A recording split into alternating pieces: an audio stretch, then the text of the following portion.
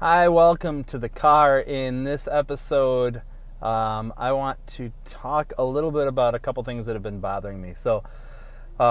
It's translation error, something I'm calling translation error, and the second one is just a recall error. So translation error can be seen easily in the game telephone. So you have a bunch of people in a line or a circle or something, and you start with a word or phrase, and then you go down the line and you pass it along, and then it gets lost in translation somewhere, whether it was on purpose or not, between one person and the next. And then eventually the word or phrase is totally different. Now that can happen in your head when you're doing a multi-step problem. So whether you're doing like a long division problem or you're doing a multi-step problem for music theory, if you keep everything in your head, there is a possibility that you can have a translation error from step to step. So maybe from step 3 to step 4, you have one accidental incorrect, then that's going to throw off everything for the problem.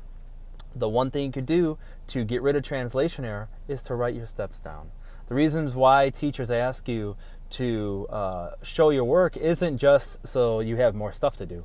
It's because we like to see your knowledge of the steps and then where you make errors in the steps, but it also helps with translation error. So just make sure that you have that pencil and that you're writing in the steps when you are doing a problem. The next one is recall. So a recall error is simple and easy to fix, and again, you use the pencil to fix it. So if you're in a rehearsal and the director is like, all right, we need to accent the and a beat 4. I know it's not written in, guys, but we need to make sure it's a lot louder. And then you're like, okay. And then the first 5 times you do it, and then you start forgetting about it because you're not remembering it. You forgot. And you need to use your pencil as a time machine. So you have to think about future you. Is future you going to remember what your director said about the and of 4 5 days ago? Probably not.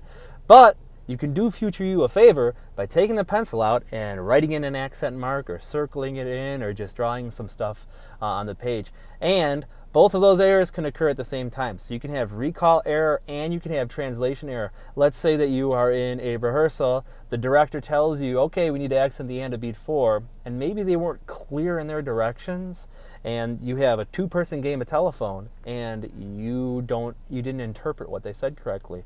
So that is either you're not focused enough, you don't have enough background information, or the teacher didn't say it clearly enough. So in that case, the best thing for you to do is to raise your hand and try to figure out really what's going on.